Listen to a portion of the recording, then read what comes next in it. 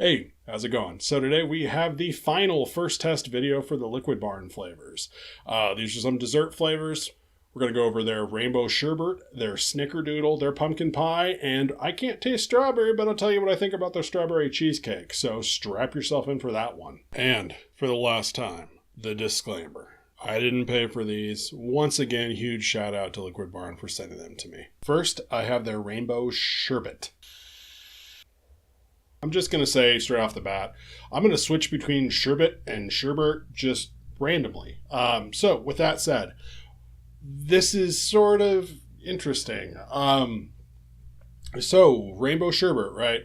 It's supposed to be raspberry, orange, and lime. And I kind of get that. You know, there's a very kind of muted, blended fruit mix. Starts out with something that tastes a lot like a candied raspberry, so that part makes sense. There's maybe a little bit of orange sweetness in there, and then just a little bit of tartar lime on the back end. But really, it tastes like one big coherent fruity flavor, which probably a fit for the sherbet in general. But there really isn't anything sort of creamy here, and I know that sherbet isn't necessarily about the cream, but it does have that kind of creamier mouthfeel. You know, you need something to carry all that fruit flavor. This just feels like the fruit flavor. You know, it actually feels quite a bit like cotton candy too, because it has that sort of like dry, heavy, like if you've ever overused some ethyl maltol, it feels a lot like kind of spun sugar, you know. May not be ethyl maltol. Every time I call out something specifically, I'm generally wrong. So we'll call it maybe maltol too. You know, that kind of works the same way. But it definitely has sort of a dry, harsh cotton candy kind of mouthfeel to it.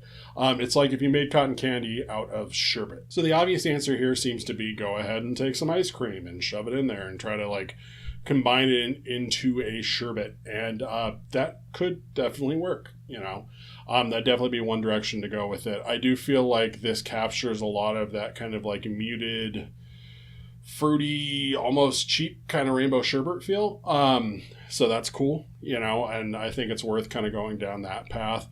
It also would be an interesting fruit mix. It's already like super sweet. It already has that kind of like dry cotton candy sweetness to it. So I think if you did want to go ahead and use it as a base for some sort of fruity recipe that can handle that, both that raspberry and then that kind of citrus in there, I think that's probably a good use for this too.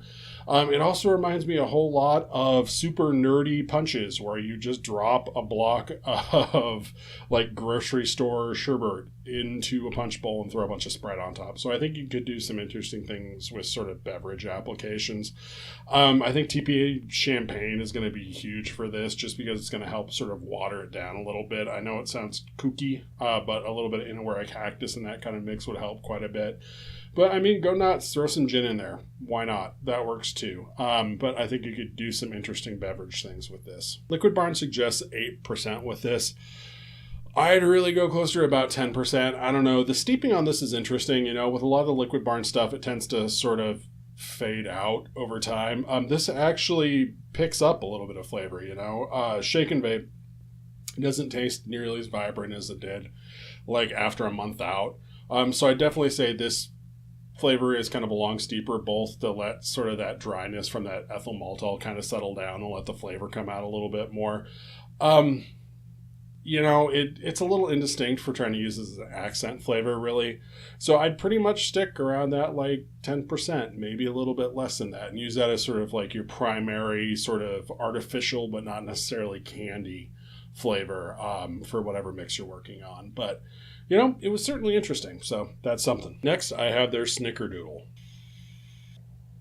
Right off the bat, it's a good sign. Kind of tastes like a Snickerdoodle. Which, you know, cinnamon sugar, sprinkled sugar cookie, basically. And, you know, it pretty much does that. There's a pretty decent bakery cinnamon here. It feels like the same bakery cinnamon as is in their Baker's Touch. It's Not like super dry and powdery, but it still definitely comes across as a bakery cinnamon, which is nice. It doesn't do like the weird mouthful of blood thing that Capella cinnamon does for me, so I'm always a fan of that. But I do feel like with the sort of lack of body here, you do sort of run into the issue that it gets a little bit more of like a cinnamon red hot taste, especially as you start to move up in percentage. So you kind of want to watch your percentages with this. It doesn't really have the body to handle like a really intense cinnamon note. The cookie base here is thick. It's a very sort of rich, heavy cookie base, but it doesn't have a whole lot of like bakery grain or texture that you'd be expecting. You know, you do get that light kind of distinct sugar cookie taste, but it doesn't really have the body to back that up.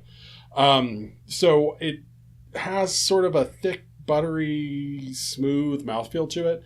Which, you know, isn't necessarily the best substitute for grain, but I don't really get anything that tastes too, like, heavily buttery to it. It's just mostly thick.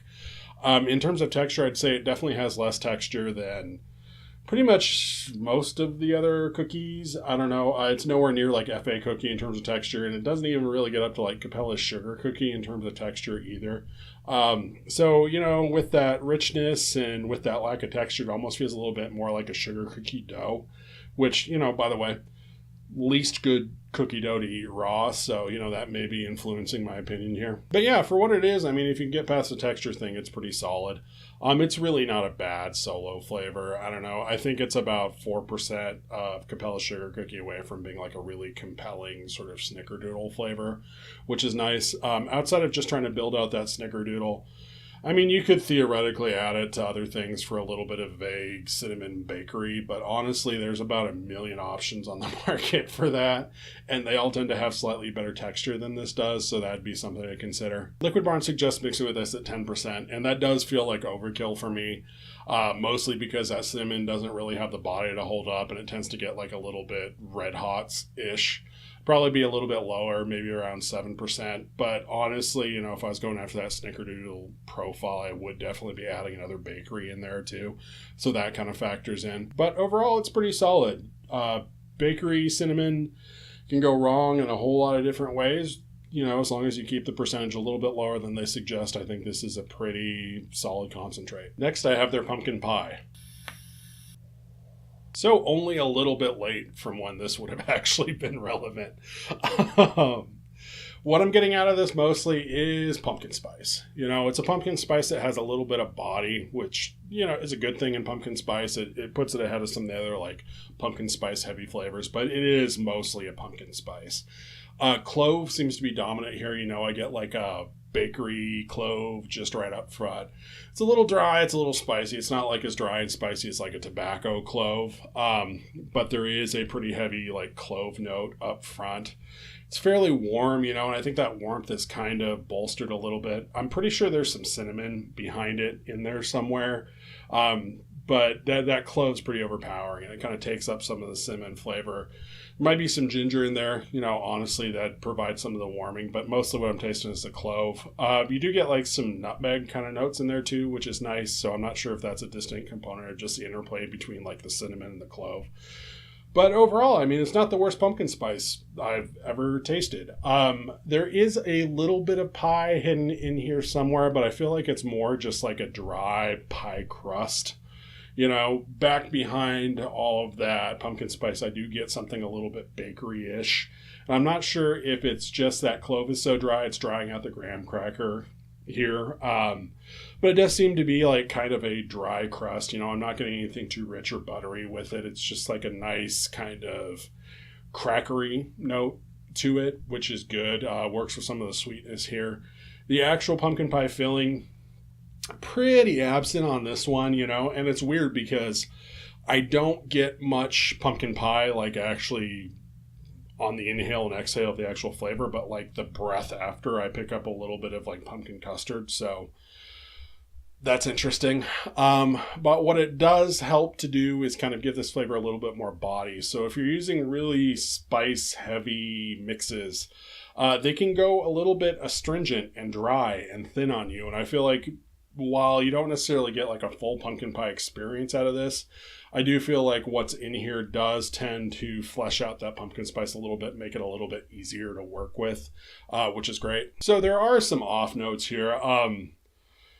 I don't quite get the burning tires thing that I've heard complained about, but then again, I did have, I think, a 3-week steep on this. It does start out like a little rubbery, a little bit plasticky, but I think that's mostly the interplay with the spices. It calms down a little bit. I think if you're going into it looking for off notes, you can find it, but it isn't necessarily something that jumps out to me. So Liquid Barn suggests 15% of this flavor, and that is a whole lot of pumpkin spice. I'd dial it back a little bit. 10% seems to work pretty well for a solo flavor, but you kind of have to dig pumpkin spice. Just because of how those spices are going to work, though, I think this one's a little bit more flexible in terms of an accent. Honestly, it kind of depends on how much pumpkin spice you want to bring to the party. Like 2%, you should actually get some decent pumpkin spice. You go up to like 5% before it starts getting like really, really dominant. But in general, with this, since it's not a pumpkin pie by itself, it would go really well with something like Hankson's pumpkin pie, which is more of just like the actual pumpkin custard part of a pumpkin pie. You could definitely fill it out that way if you didn't want to try to roll your own pumpkin custard with the admittedly limited options available. But if you were just looking to use this as a pumpkin spice accent, there's creams, there's ice creams, there's coffees, there's tobaccos. It's still pretty much the season to shove pumpkin spice in everything. It's not a great solo pumpkin pie, but it is one of my favorite applications of pumpkin spice so far, just because it does have that kind of body built in, which is nice. Okay, so last for today, we'll talk about their strawberry cheesecake. And again, remember, I am a hard strawberry non-taster, so my notes in here aren't going to be worth a damn, but if you're curious, I'll give them to you. So of what I can taste of the strawberry here, it tastes very similar to their normal strawberry, which tasted a lot like TFA strawberry mixed with TFA strawberry ripe.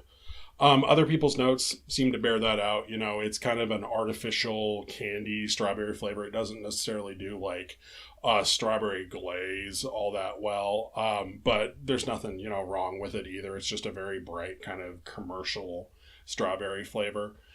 The actual cheesecake part of this, I'm mostly just getting crust, which isn't bad. It seems like kind of like a graham cracker crumbly crust, pretty par for the course with the cheesecake. I'd say in terms of texture, seems to have like a little bit more texture than TPA's graham cracker, but maybe a little bit less in Flavor West. So it's like a medium to low texture kind of application, but it definitely does have like some of that graham cracker maltiness, which is nice. Cheesecake filling, not necessarily getting all that much. It doesn't really have any kind of like cream cheese tang to it. It doesn't have like a really heavy, creamy, like cheesecake filling body to it. It just kind of feels like candy strawberry sitting on top of crust with maybe a tiny bit of softening there. So it's not bad. Even though I can't taste the strawberries right in here, I can kind of guess it's not a bad flavor. It really seems like it's sort of crying out for an actual cheesecake filling, though. So Capella has their New York cheesecake that would work well here. TPA's cheesecake graham crust actually would work really well here, too. Liquid Barn suggests mixing at 11%, I think, with this. And at 11%, it feels like the strawberries might be a little bit dominant. I have tried this like at 6%. And then it just seemed like it didn't really have a huge depth of flavor. So I probably like split the difference. You're talking like maybe 8-9%. But it's not bad. And if somebody really digs strawberries and wants a solo flavor, the graham here, it's pretty nice. You could also go ahead and just add some Liquid Barn's vanilla bean ice cream and kind of make a strawberry milk that would actually be really good. That graham cracker is going to kind of work well with those creamier notes. But yeah, for what I can taste of it, seems pretty solid. If, a little bit out of balance, a little bit too heavy on the candy strawberry. But yeah, that concludes the first test portion of me talking about Liquid Barn. Look for one more video with some conclusions, some recommendations, and then we will move on to bigger other things. So I hope if you were looking at some of these flavors, that was helpful. Thank you for watching. I really do appreciate it. I will catch you later.